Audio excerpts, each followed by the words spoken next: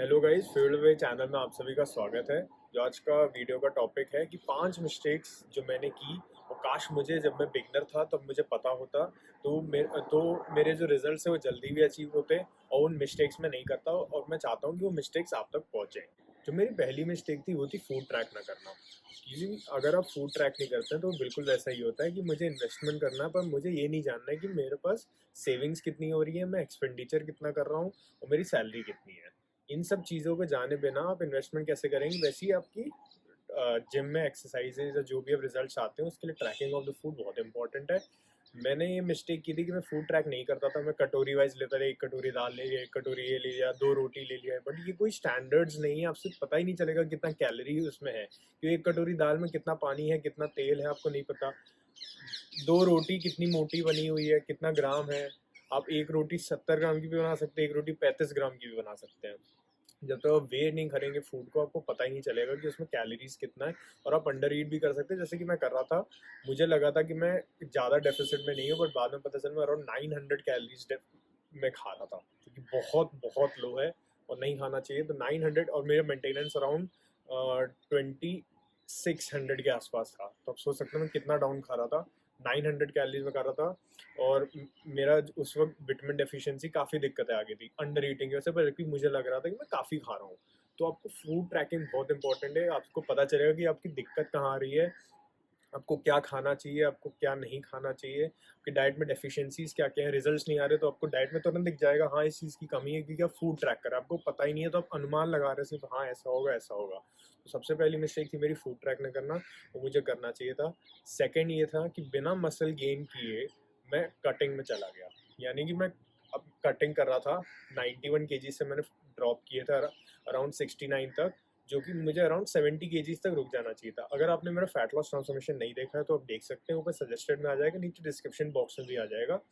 तो मैंने अपना जब वेट ड्रॉप किया एक सर्टेन लेवल पर आके रुक जाना चाहिए था, क्योंकि आपके पास जब मसल मास नहीं है, आप जब और कट करेंगे और फैट लॉस करेंगे तो आप एक स्केलेटन जैसे दिखेंगे कि आपके पास नीचे कुछ भी नहीं है मसल।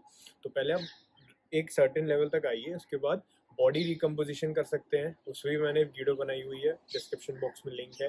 बॉडी रिकम्पोजिशन कर सकते हैं, या फिर अगर आपको लीन बल्किंग करनी है तो आप वो भी कर सकते हैं। मैंने एक वीडियो भी बनाई हुई है, लीन बल्किंग फुल डे ईटिंग और लीन बल्किंग वर्सेस बियर बल्किंग, आप देख सकते हैं। तो आप या तो बॉडी रिकम्पोजिशन कर सकते हैं या फिर आप लीन बल्किंग कर सकते हैं, आप डर्टी बल्किंग कर सकते हैं। क्योंकि आप ज़्यादा नीचे जाएंगे तो आप एक स्केलेटन जैसे दिखेंगे और आपको टाइम वेस्ट कर रहे हैं कि वैसे आपने फैट हटा दिया पर आपने वो पीरियड वेस्ट किया, क्योंकि उतने पीरियड में अगर आपने मसल गेन कर लिया होता तो आप जल्दी आपका प्रोग्रेस होता। जितना कि आप फैट हटाइए फिर मसल गेन करिए, तो वो मैंने गलती की थी। मैं कटिंग करता गया तो बहुत देर बाद मुझे एहसास हुआ कि मेरा अपीयरेंस सही नहीं है, मसल मास बहुत डाउन है। तो वो टाइम जो है वो आप बचा सकते हैं। तो सेकेंड मिस्टेक ये थी कि मैं कटिंग ज़्यादा चला गया, जो नहीं करना चाहिए। एक सर्टेन लेवल तक करिए, उसके बाद छोड़ दीजिए कटिंग। ज़्यादा कटिंग में गोल नहीं होना चाहिए, आपको गोल होना चाहिए कि मसल मास बिल्ड करिए, फिर आप कटिंग कीजिए। थर्ड मेरी जो मिस्टेक थी, स्ट्रेचिंग और मोबिलिटी पे ध्यान न देना। एज अ बिगनर जिम जाता था मैं, और डायरेक्ट मान लीजिए शोल्डर है तो मैंने शोल्डर स्विंग्स किए, फिर एक डंबल लेके बस ये किया, दैट्स इट। मतलब अपने शोल्डर रोटेटर कफ की वर्क किया, उसके अलावा कुछ भी नहीं, बस दो वार्म अप के साथ हैवी लिफ्टिंग। अब इसकी दिक्कत क्या आई, अराउंड 1 डेढ़ साल बाद मेरे शोल्डर में थोड़े इश्यूज आए कि राइट वाला जो शोल्डर है वो थोड़ा सा इमोबाइल या फिर टाइट होने लग गया। तो उसका जो तो अब धीरे धीरे सही हो रहा है। तो आपको एज अ बिगनर हमेशा ध्यान रखना है कि पहले जो आपके वर्कआउट से पहले आपको डायनेमिक स्ट्रेचिंग अच्छे से करना है, ब्लड पंप होना चाहिए वहाँ पे। आपको ब्रेन को पता होना चाहिए कि आज मेरा शोल्डर वर्क होने जा रहा है, आज मेरा लेग्स वर्क होने जा रहा है। उसके बाद अब मेन सेट्स पे जाइए, डायरेक्ट मत उतरिए मेन सेट्स पे। अब बाद में अपने आप को इंजरी को ही बुलावा दे रहे हैं, और इंजरी होगी और नहीं होगी तो आप फ्लेक्सिबल नहीं रहेंगे। तो आप जैसे ये जो शोल्डर है, आप एट द बैक पूरा टच नहीं कर पा रहे, तो आपके शोल्डर की मोबिलिटी इशू है। आपका जो अगर मोबिलिटी इशू है तो इम्पिंजमेंट होगा। मोबिलिटी इशू होने की वजह से आप फुल रेंज ऑफ मोशन भी नहीं कर पाएंगे, कि फुल रेंज ऑफ मोशन नहीं करेंगे तो आपको रिजल्ट्स अच्छे से नहीं आएंगे। तो आपको मोबिलिटी और फ्लेक्सिबिलिटी और वार्म अप आपको ध्यान देना है, वरना आप इंजरी को इनवाइट कर रहे हैं और अच्छे से फिटनेस भी नहीं होगी आपकी।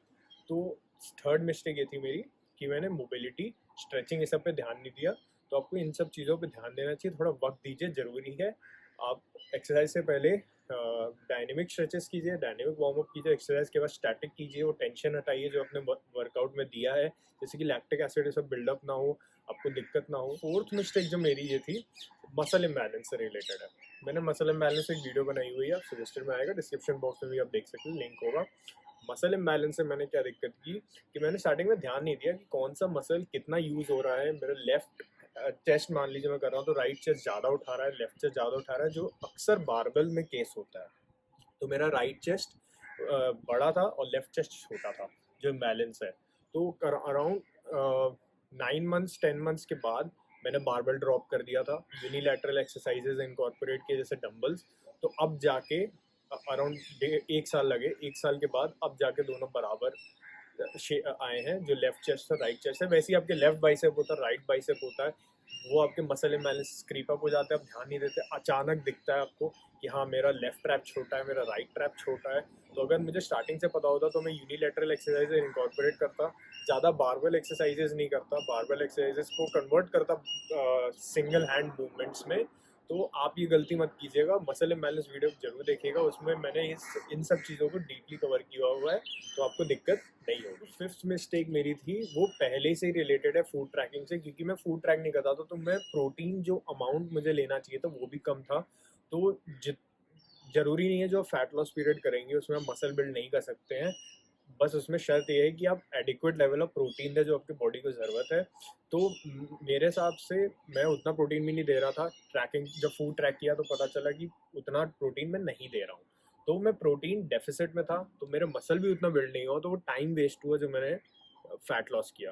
तो फिफ्थ मिस्टेक आप नहीं दोहराएं, अपना एडिक्वेट प्रोटीन इंटेक रखें। जो बिगनर्स हैं वो 0.5 to 0.8 पर पाउंड बॉडी वेट लें, और जो इंटरमीडिएट या बिगनर इंटरमीडिएट के बीच में पर पाउंड बॉडी वेट 1 ग्राम ले सकते हैं आप प्रोटीन को। 1 to 1.2 ग्राम पर पाउंड ऑफ बॉडी वेट आप ले सकते हैं। एक्सेस में भी मत जाइए, क्योंकि बॉडी को आप एक्सेस देंगे तो फ्लश आउट कर देगी प्रोटीन और पैसा ही वेस्ट है। तो आप अपना प्रोटीन में डेफिसिट मत जाइए। तो गाइज ये थे मेरे 5 मिस्टेक्स जो मैंने एज अ बिगनर किया था जिम में, जो मैं नहीं चाहता कि आप लोग करें, और ये 5 मिस्टेक्स अवॉइड करना चाहिए था। तो अगर आपको कंटेंट पसंद आया तो आप लाइक कीजिए, शेयर कीजिए, सब्सक्राइब कीजिए, और इंस्टाग्राम पे जरूर फॉलो कीजिए, वहाँ बहुत इंटरेस्टिंग कंटेंट है, रील्स है, जो शॉर्ट वीडियोस हैं जो आपको यूट्यूब पे नहीं मिल पाएंगी वो इंस्टाग्राम पे है, वो आपको मिलेगी। तो आप इंस्टाग्राम पे फॉलो कीजिए, फेसबुक पे फॉलो कीजिए।